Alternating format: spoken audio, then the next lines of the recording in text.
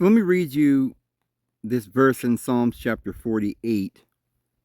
And I'll start with verse 1. A song, a psalm of the sons of Korah. Great is the Lord and greatly to be praised. And this, of course, is the Lord Jesus. And we've talked about why that is in other videos. In the city of our deity, in the mountain of his holiness. What is this, all poetic? Yes, it's very poetic, but what is it talking about? Where is the city of our deity and the mountain of his holiness? Beautiful for situation. It seems like it's a real place because he's talking about the situation or the place that it exists. And it's very beautiful. And it's the joy of the whole earth is Mount Zion.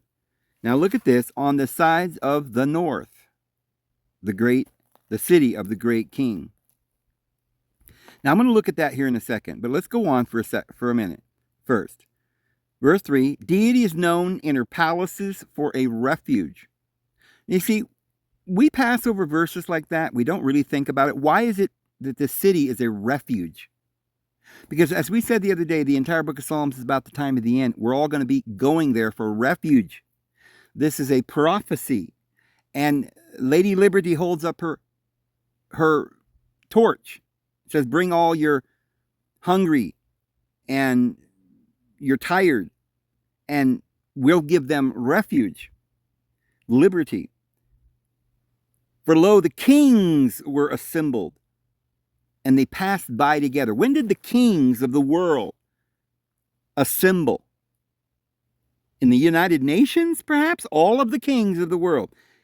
And they passed by, and they saw it. Well, that hasn't happened because nobody's, they don't really care much about the Constitution or the United States right now. Lady Liberty still stands. But this is a prophecy about the end when this place will become a refuge, a true refuge. And this is, we'll see here in a minute, it's when the kingdom is born. The 144,000 are standing on Mount Zion. That's when all the kings will be gathered in the United Nations or whatever, body that they decide to assemble at. And they will recognize something going on, a gathering of the people for a refuge, for their storm that they have created, for their evil.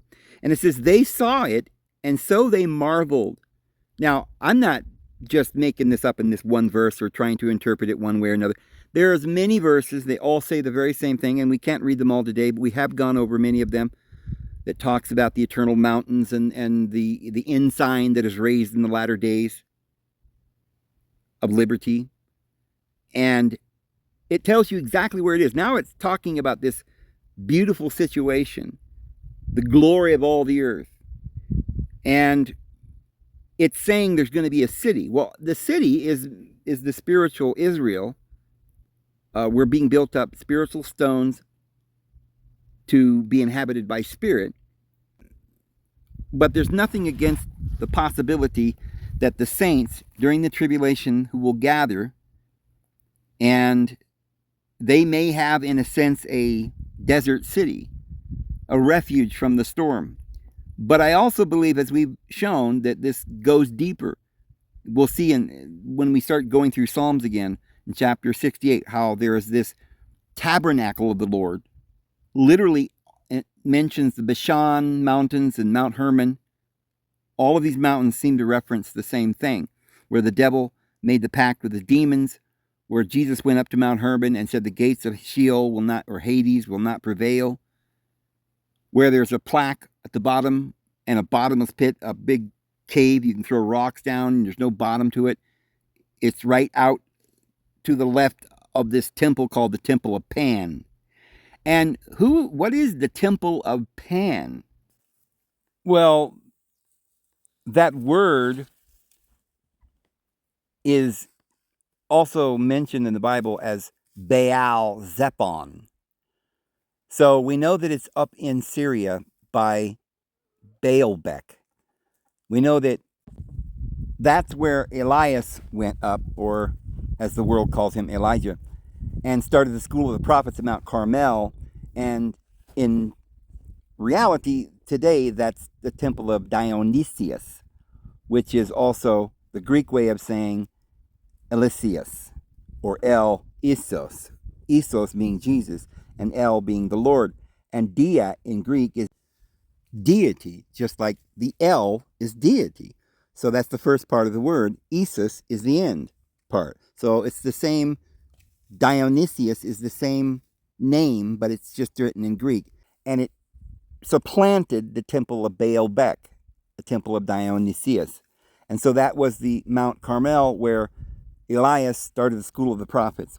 And this is where they had the Essenes in the temple of Artemis and the Eleusinian mysteries. Now, in this area, up there in this northern area, there's a mountain, a Mount Hermon. And in the Ugaritic text, it calls it Mount Saphon, but in Hebrew, that means the north.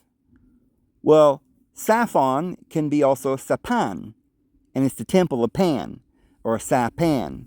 So there's a lot of illusions here, and we've got to dig deep to find out what all this is talking about.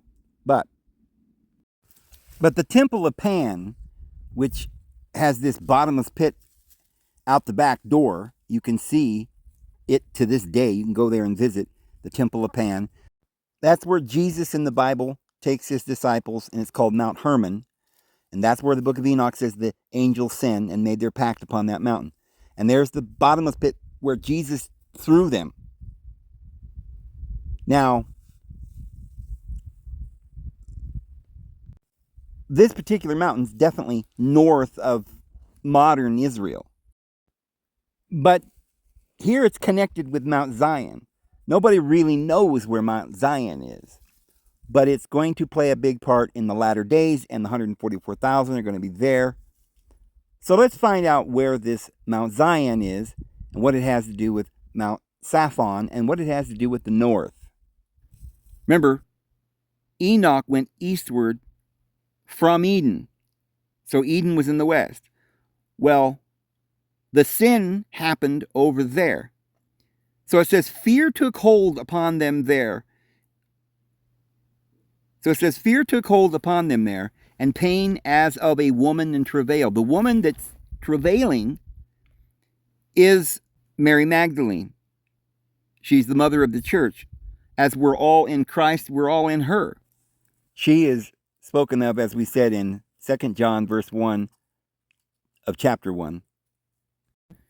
So, but look at this. 2 John chapter 1 verse 1.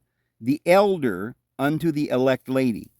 Okay, the elect lady is an odd sentence to us today because we don't have any idea what this is talking about. First of all, why does he say the elder? All of the apostles were elders, weren't they? There were the elders, or the 72. John's above the 72. He's one of the apostles. Why does he say he's the elder? Well, remember, that is a particular title. That title, the elder, was given to Osiris. John is the disciple that Jesus loved. And the disciple that Jesus loved, because the book is not named John. The Gospel of John, it's not named John. It's just a gospel. The gospel of the one whom Jesus loved. And elsewhere it tells us that Jesus loved Mary, and he loved Martha, and he loved Lazarus, or Lazarus. It says he loved him so much that when Lazarus died, the people stood around and said, look how he loved him. He wept when he found out that Osiris, or Lazarus, had died. So this is Horus raising up his father. And Osiris is called in the Egyptian hieroglyphs, Osiris is called the elder. Unto the elect lady. The elect lady, the word lady in this Greek Koine language is a title of the deity. It's the Lord, feminine gender. And her children. Who are her children? Well, if this is the elect lady, who is it that she would have children, or the congregation would be her children? Because we're not just talking about one congregation with a couple of kids there that might belong to some lady. We're talking about the elect lady and the children whom I love in the truth, and not I only, but also all they that have known the truth, for the truth's sake. which dwelleth in us, and shall be with us forever. Grace be with you, mercy and peace from deity the Father and the Lord Jesus Christ, the Son of the Father, in truth and love. So, this is all of the children of the world, the children of the Lord, the children of the elect lady.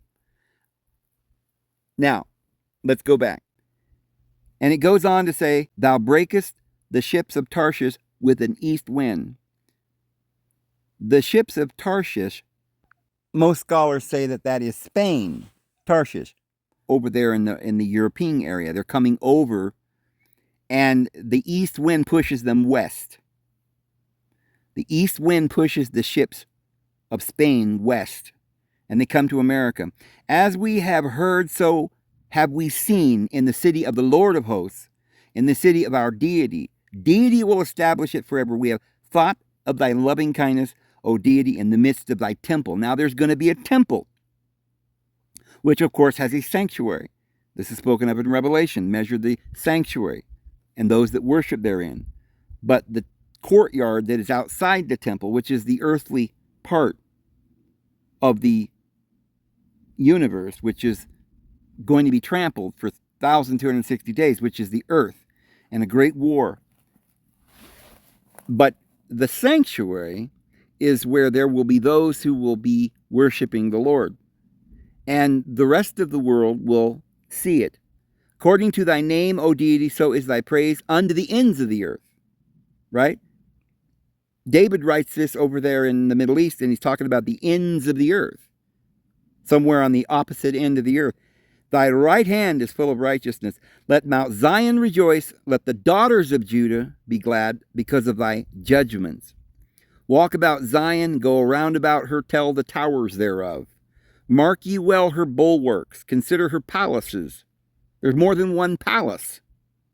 We're going to build a kingdom, that ye may tell it to the generation following. For this deity is our deity forever and ever. He will be our guide even unto death. Now, I want to show you something here. We go back up to verse 2. Mount Zion on the sides of the north. Now, we'll take a look at that. Go to the interlinear. And here it is in the word for word, beautiful in elevation. The joy of all the earth is Mount Zion. You see what it says in Greek, Sion, 6726. And then it says, on the sides, which is the opposite end, of the north, Sapon. What is that word, Sapon?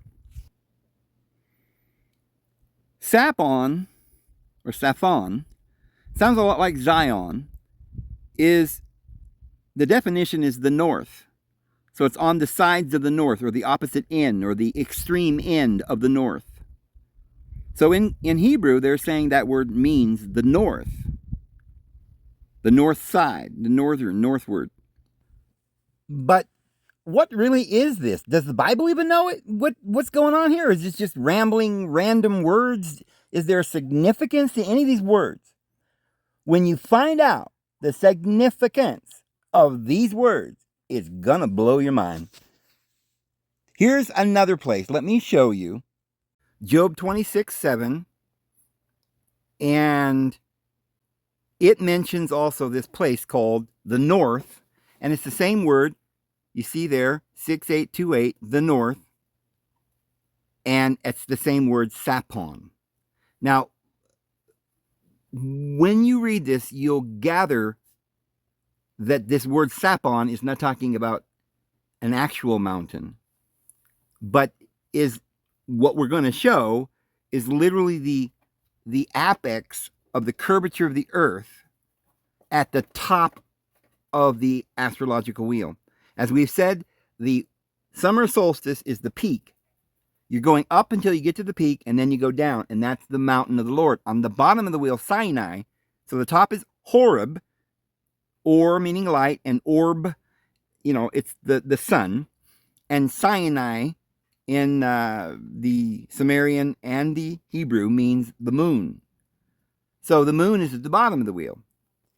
Realize that the peak of the mountain is at the top in Cancer, the summer solstice.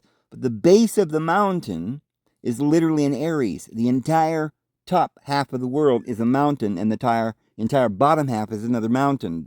And December 25th, you've got the winter solstice, and that is another peak that is the mountain of Yahweh. Now, keep that in mind as we read this. It says, he stretches out the north over the empty space. He hangs earth on nothing. It says he stretches the north over the empty space. How do you stretch north over emptiness and hang the earth on nothing, or what is nothing? How do you stretch north? Now, if he said he stretched out the heavens over the north, even that wouldn't really make any sense. What is he talking about? Well, if this word, the north, is Sapon, or the mountain of the Lord, which is, as I said, the entire top half of the wheel is a mountain, and the bottom half is another mountain. It's the kingdom of the Lord. But the kingdom of the Lord's on the top, a big mountain. Now that solves one of our mysteries, because the Bible always uses this mountain as the kingdom of the Lord. Mount Zion, the kingdom of the Lord.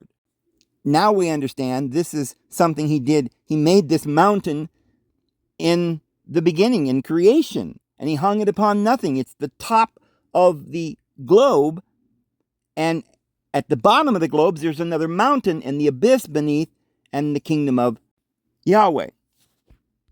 And then the opposite, the mirror side, the bottom is another big mountain.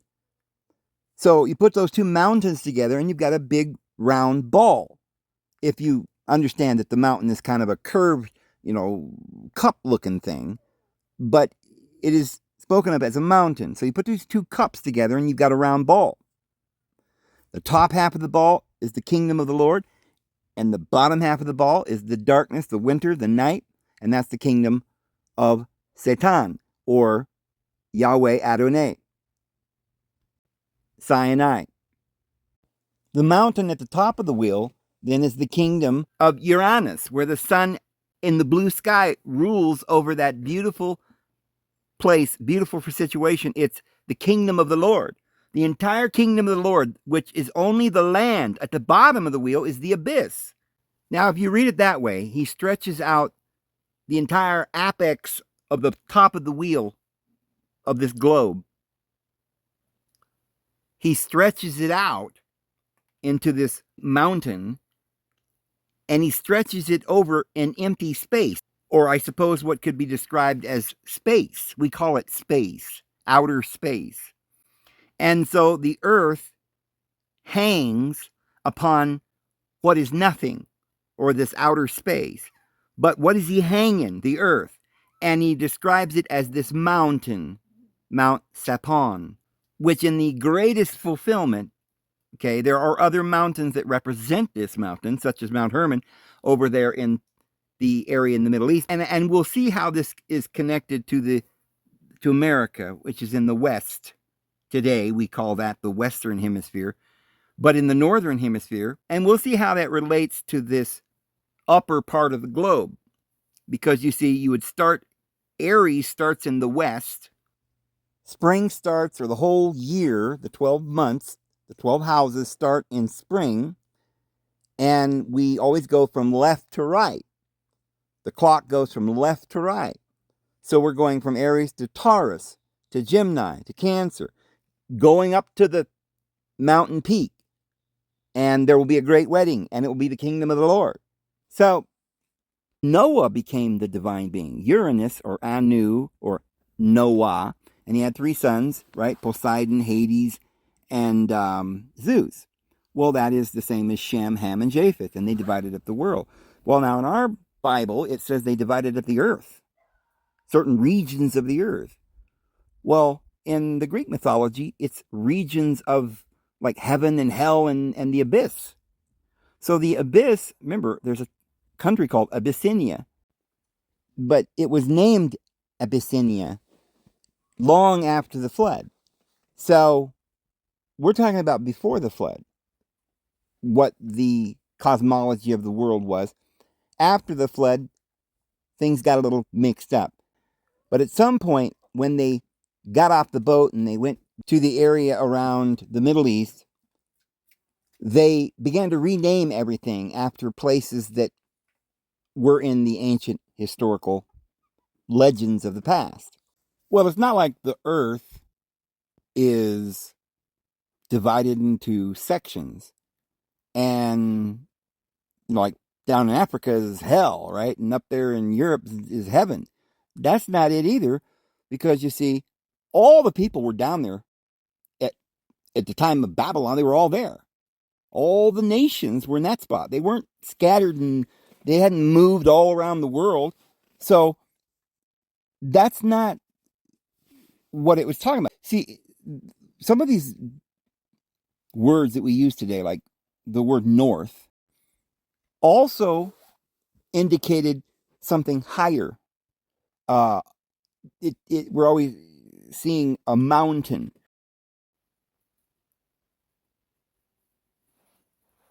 So in the Bible, when they would say north, they would say that you were higher. So if you went to the south, you would go down. But if you were going north, you would go up. This is true throughout the entire Bible. Genesis 45:25, Hosea 8, verse 9. And I'm just giving these as references that I looked these up so that you could have these verses and you can look them up for yourself to see that what I'm saying is true. Acts chapter 18, verse 3, Acts 19, verse 1. So they were going north to south. They were going down. So north is up. It always meant up. Now, if you look the word north up, of course, the word is Saphon. And we have shown from the verse that the meaning of that is simply a great mountain, which is the top northern part of the globe. So it really isn't anything to do with direction. It has to do with going up the mountain. And when you went south, you were going down the mountain. But to show you that the word north in the Bible doesn't mean the word north today, but means up and not in some direction, I'll give you some verses, and you can look them up, where Babylon was north of Judea, Chaldea was north, Assyria was north, Media was north, but none of them really are north of Judea. They were actually all east. So does the word north mean east? No, because all of those areas were higher. They were going up to Mount Ararat, and they were talking about going up the mountain. And of course, they were talking about the top side, which is the north side of the entire globe. So from Judea, they were going up the mountain to a higher location, and that was called north. They didn't give any regard to the fact that it was actually east, because they understood that it was up onto the mountain. You can look at it this way. They were standing what they perceived to be the land, in a stationary, immovable land. They didn't know anything about being on a globe necessarily. They were just saying, okay, this is the earth. Now, there is up the mountain, which is on the top side, and there is beneath, not really even south, but just beneath. And then there is the direction that the sun comes up, and there's the direction of the sea, because west meant yam, or sea. So they didn't know anything about directions. They just said, okay, there's the sea in the west, and there's the up the mountain, up the top of this big, Bible was giving us accurate information by saying, okay, this is a big round kind of pinnacle at the top of the globe. And anything on the northern hemisphere was that mountain, and that was the north. Now, The south is the word Negeb. Now they say it means south country. Then they say, well, the root of the word Negeb is dry or desert. Okay. But if you look at all the words surrounding that word in the concordance, there's very little about being dry. So Negeb is 5045. Nebab is 5014, and it means to hollow out. So they really don't know anymore what these words mean because they're so confused in their mind about a globe and how there's east and west and north and south. But you can't have that unless you make some kind of meridian line, right? How is United States west, but China is east? Because if you're in China and you're going east, you'll get to the United States. So the United States would be east of China. So it doesn't make sense to have these definitions except for a mind that's been steeped in this. They don't really know. It says it's a primitive root. And they're guessing as to what it means. They assume it may have something to do with the dry land and the desert that was down in the Negeb. But what it really is that the north is up. And if you go down, which is when you're going north to south, you're going down, you're going into the hollow, a concave like mountain. So when you're north, you're on top of the world. And you're on top of this big mountain. And you can look up on top of this big mountain, you can see all the way around. But when you go down, you get to the bottom of the mountain, it's like, oh, now you're going into this deep canyon. It's like the hollow. This is like hell, right? There were deserts down there from where they were in Judea, the Negev, but they didn't call the Negev the south region. They called it the desert, the hollow, the deep. They called it hell. The Sahara and all of this was desert, Arabia. And they didn't really think in terms of this is south or north or west, but they thought this is the hollow, the deep. This is where the Bitumen is and the Dead Sea. And, this is where Sodom and Gomorrah and the sulfur and the water is salty and you can't drink it. So they didn't think this was south. They thought this was the bottom of the world. So it's really kind of a weird perception of the world. They didn't see the world as a globe and you can go east, west, north, and south. The Bible does use the term the four corners of the earth, but they didn't know much about north or south. They really only knew that the sun came up in the front before, and they faced the sun. And while facing the sun, the sea was behind them. And the other direction that they thought about was up the mountain, and the other direction was on the bottom of the world. So it was the top and the bottom, east and west. It all had to do with the sun. Everything had relation to the sun. The sun was where everything began. That was Eden. And they faced the sun. Wherever you are in the world, you face east to face the sun. And that was the source, right? Then the depths or behind you was the sea, the Yam. And all you had was before you and behind you, up and below. They were just in this little small region. We're talking about the whole earth. We're down there in Egypt is where they were, the center of the world, where everything started after the flood. And so there was this ancient legend of the Mount Meru, and then they had in their language Mr, which meant this sacred mountain. That was the original word Meru. But in the Old Testament, they called it Moriah, Mount Moriah. So it's really the same word for that mountain. It could be a mountain literally north of wherever you were. They could have named that mountain after it. But originally it was talking about the great mountain of the top of the world, where all the continents were. And the sea was on the bottom of the world. If you look at a globe, all the oceans are at the bottom of the globe and all the continents are at the top. And so most of the continents are in the northern hemisphere. So in David and Solomon's day, they built the temple on the mountain. Mount Zion was another name for it. But it was also on Mount Moriah, where David built the house or the temple, and they call it the Temple Mount. The temple, then, is built on the mountain that is the summer solstice at the top of the world. Yeah. Oh, and so there's no question, they do call Mount Moriah Zion, because that's where the temple was built. So we were down there in Egypt, and we had this mountain, Mount Meru, and they just reproduced it. They even named one of the mountains down there in Africa Meru. That's where all the people of the world were at that time. We all came there. And they were all different colors. And so it has nothing to do with race or anything. But there was this mountain that was higher.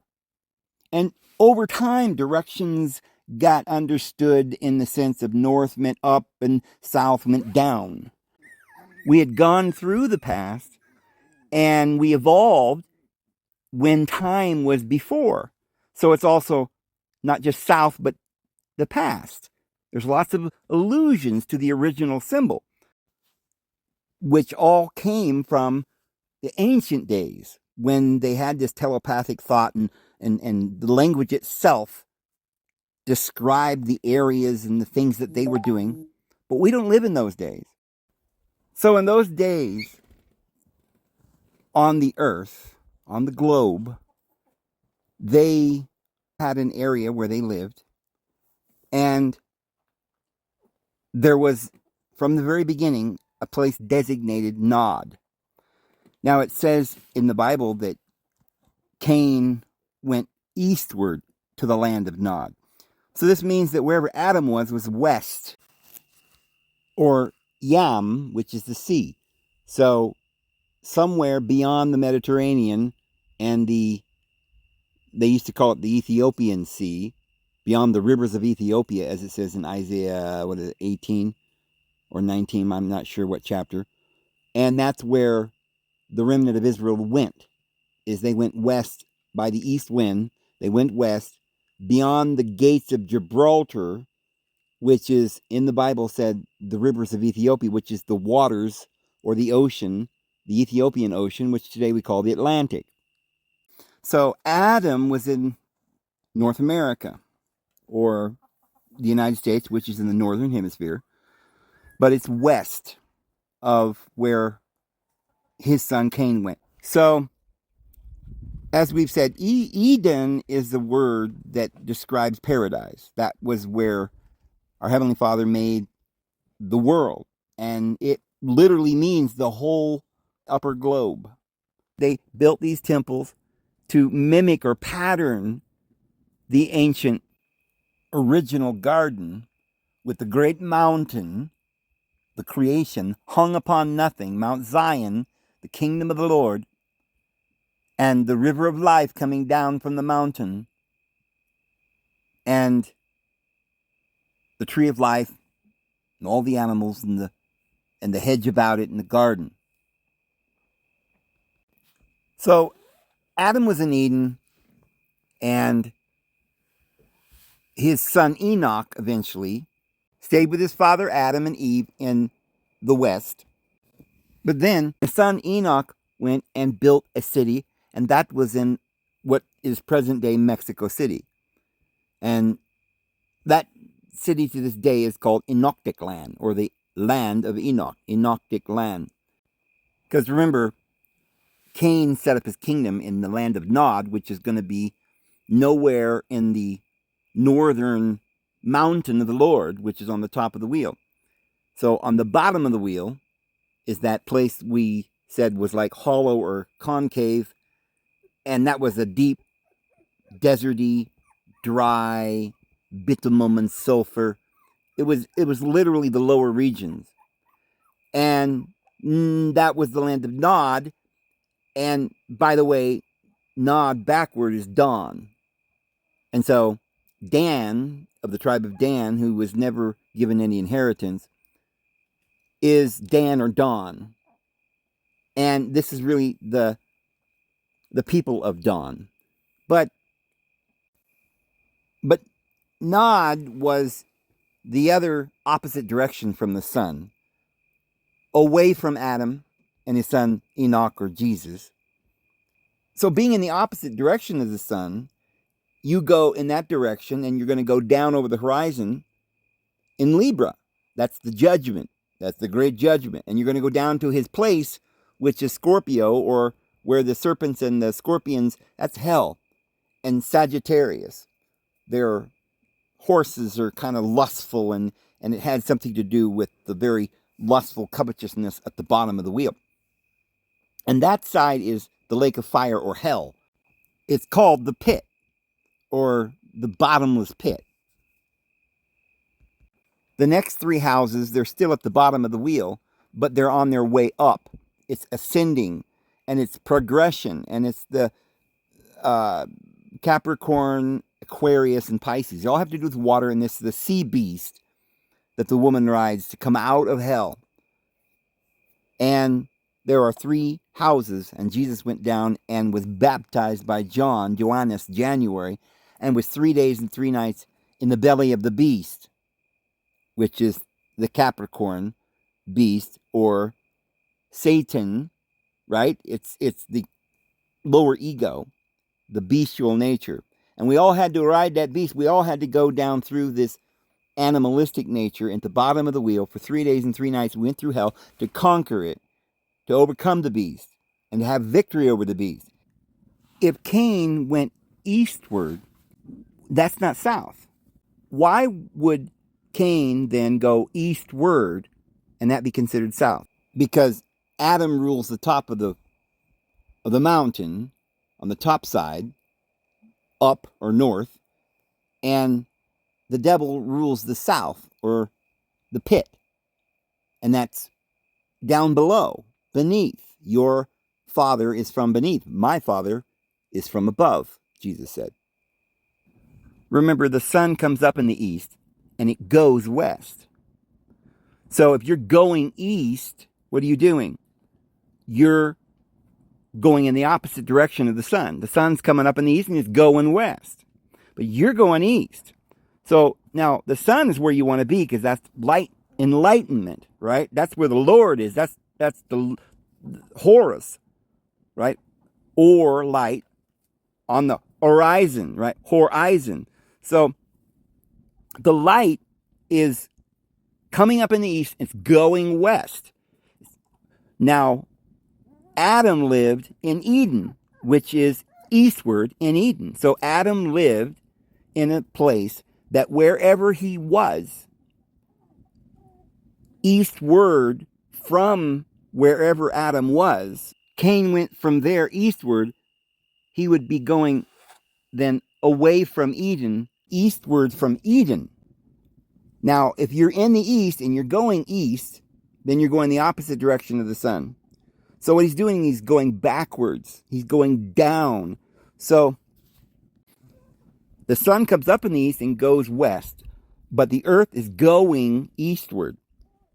We're rotating from left to right, or from west to east. Well, it doesn't feel like we're rotating at all. We're stationary. All we're seeing is the sun's going overhead, and it's coming from the east and it's coming our way. So we're stationary. We're never going to change. Adam's going to stay in the east. So if you're looking at the astrological wheel, spring is on the west side, and you go up from Aries into Taurus, Gemini, Cancer, Leo, and Virgo. And so if you're going in that direction, from left to right, which really is the center, by the way, I know this sounds confusing, but up is the same as north.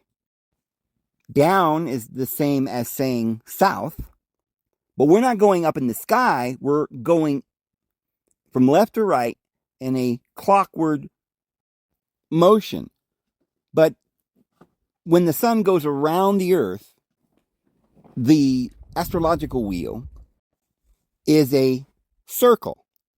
They were standing on the ground and they were talking about the sun up in the sky, and then it would go down to the horizon and go down beneath. Once the sun goes down, now you're in the kingdom of night. Or in the winter, on the larger scale, you're in the kingdom of winter. Santa or Satan's kingdom. So you go through Satan's kingdom for 6 months. Well, where are you at in Satan's kingdom? You're on the bottom of the wheel. You're south. But you are always there. But the gods change. The different ages go and come and go and come. Now you might think it's a good thing that Cain went east. Oh, he's going east. That's towards the sun. The center is just the land masses that we live in. Make it a continent or something, or a big island if you want. And you look up in the sky from where you're at, and the sun will come up. And that's the Lord. And he brings life and righteousness and glory, and he makes the plants grow, and water comes down from the sky. It's all wonderful. But when the sun goes down, oh my goodness, then the moon comes out and the stars, and it's dark. And another king reigns for a while, and winter comes, and it's frigid and cold. So you're staying in Eden, but somehow Satan conquers your world. And you're like, what is this? He dethroned my Lord, you know. So you're thinking in terms of west, east, north, and south, only in terms of down, up, and east and west, basically. And so if you said something is going east, you really could mean it was also going to go south, because it's going to go down over the horizon. It's going to go down the bottom side. They had to go through this great trial, the great test. So they started off with darkness, hadn't yet manifested. The light manifested with Jesus 12,000 years later. Well, in that sense, you know, it was probably hundreds of thousands of years, as we've said before. And there's different cycles over and over. We've already gone through one whole cycle many times. But when Noah came, that was the beginning of a new heavens and a new earth, or a new age. And so there will be 6,000 years from that point, the bottom of the wheel, up to Aries, which is 3 houses, 2,000 years each. That's 6,000 years from Noah to our day. And we're about to go into the millennial. The 12,000 years at the bottom of the wheel, that would be the night, and then there would be another 12,000 years of day. So Noah started the flood, and this period of time down at the bottom of the wheel, Aquarius and Pisces and Capricorn, is the area of the flood, and the sea beast, the beast that's in the sea, that's all symbolic of how they understood the world. And he sent Cain eastward, away from the sun.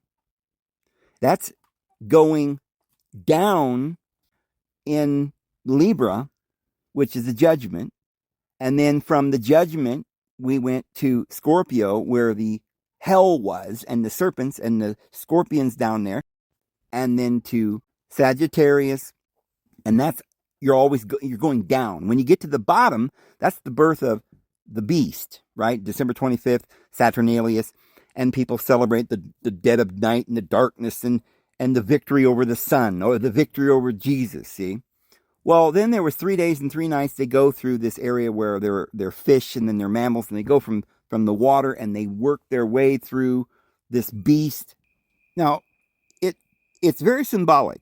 You see from Capricorn, you see this, the Capricorn is this, looks like a goat, right? But it's got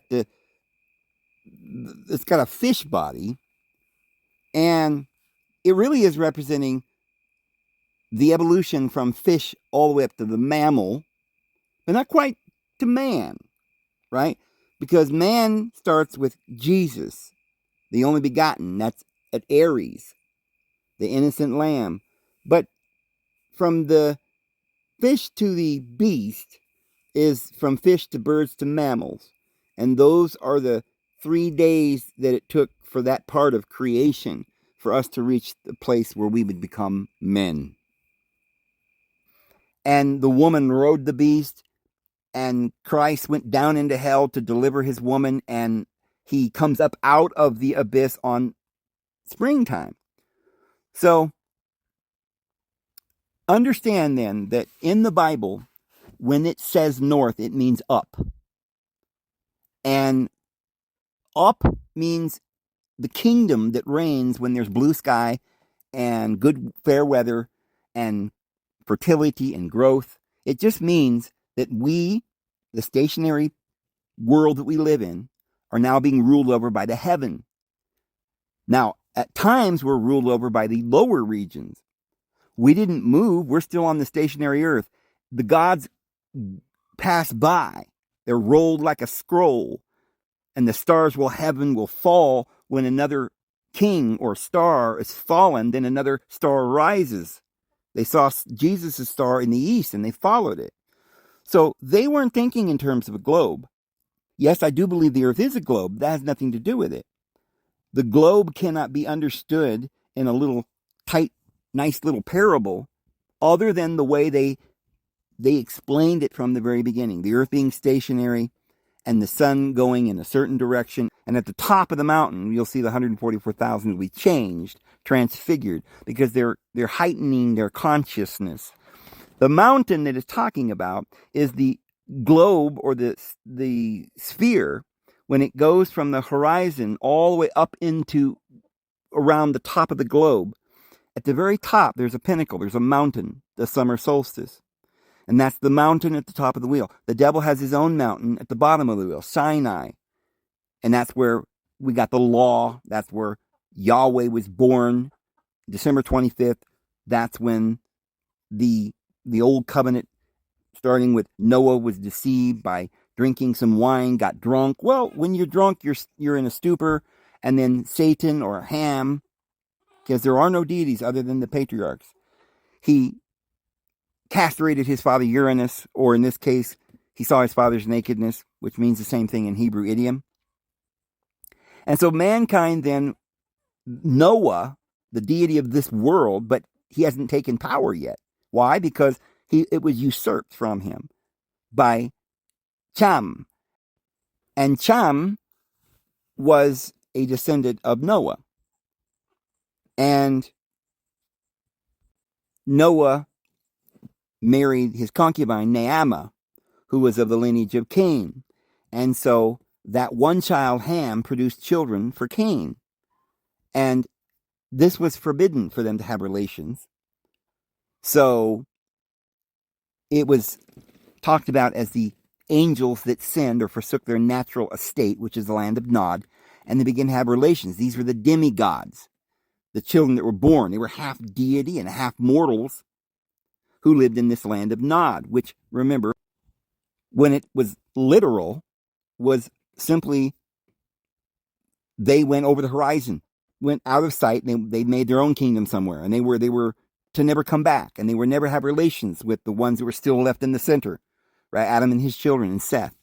But one day, they ended up forsaking that commandment and having relations. And so the people that were far, far away, that had degraded and went down, they began to have relations with the deities, Noah's children. And these kids that came out of that were demi-deities in the Greek mythology. In our Bibles, they were just the peoples of the earth with their hearts evil all the time. And the flood came and swept them all away. They were all judged. Now the good ones became angels and they got their white robes. The bad ones were never allowed to reincarnate again. So in our world, we have a new heavens and a new earth. Well, automatically, Noah begins to reign, and his children were subject to Noah.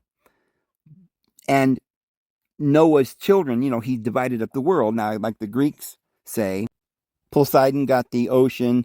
Well, there are books that tell you that Japheth is another word for Poseidon. And Japheth was given the Isles of the Sea, which is, by the way, west in Europe. Japheth was supposed to have gotten the Isles of the Sea, like up in Greece and up into Europe. Hades got the Hades, the regions beneath, and Zeus got the heavens. But what that's really saying, it's not really saying that there was some guy named Zeus that ruled up in the sky. It's saying that when the earth goes through the phase of the upper sunlight, Zeus is reigning. And when it gets dark or when it's wintertime, then the other sun reigns. So we're not talking about geographical locations on the earth. We're not talking about Africa or Europe or China. We're talking about we're all there in the center. Adam is and his kids. The bad guys, they took off over the horizon and they don't know what's beyond the horizon except the sun goes down and it goes down into the darkness. And then all of a sudden, the darkness overtook their kingdom. They didn't go anywhere. Satan took over. So hell took over and reigned for a while. But then the light would come out in spring and summer, and then the good guy would reign.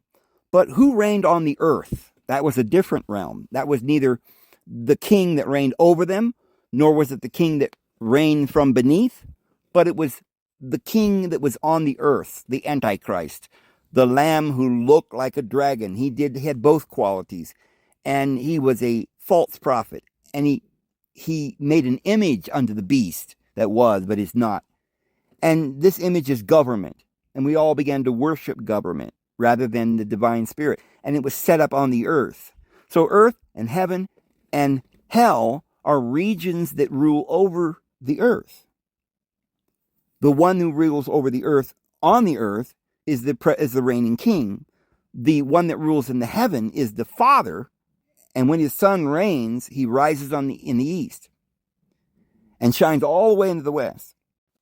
So when Jesus reigns, all of the stability of earth, all of the center or home of man, the earth, all the land masses, every eye will be able to see the sun reigning, because he shines from the east and it shines all the way into the west. That's the entire kingdom. Of course, we know literally it's not, because on the bottom wheel they're having darkness. But they didn't understand the earth as a globe that way. They didn't think about it that way.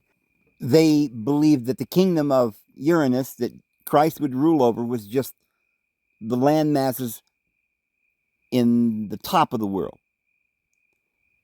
The kingdom of Zion in the remotest parts, or the opposite end, the other half in the north. But you see, the southern end of the world is not the same world. That's another kingdom. So there will be people that live down there that won't, they'll be in hell, right? They'll be in the pit. But the people on the top will be in heaven, you see. But it's very symbolic.